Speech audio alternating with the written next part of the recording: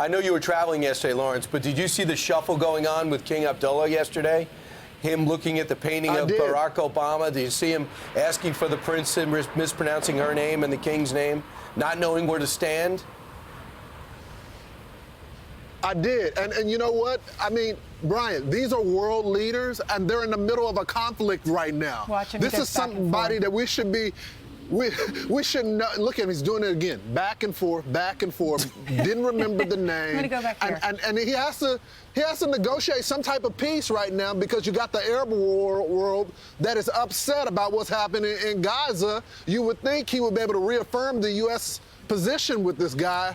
If this is what he's doing in private, I think we're in trouble.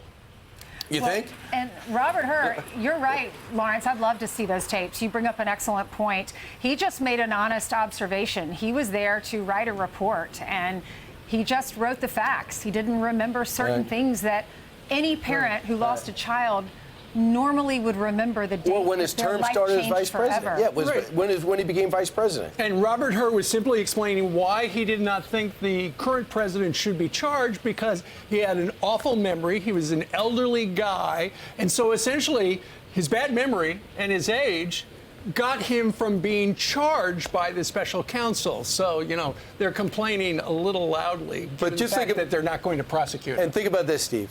He went up there and he said to Don, when he was asked about Donald Trump and the documents in Mar-a-Lago, how could anyone take these documents that are top secret for the country? People's lives are at stake, and he's been doing it since 1977. But, Brian, we heard the president in that terrible press conference on Thursday night essentially threw his staff under the bus. Right.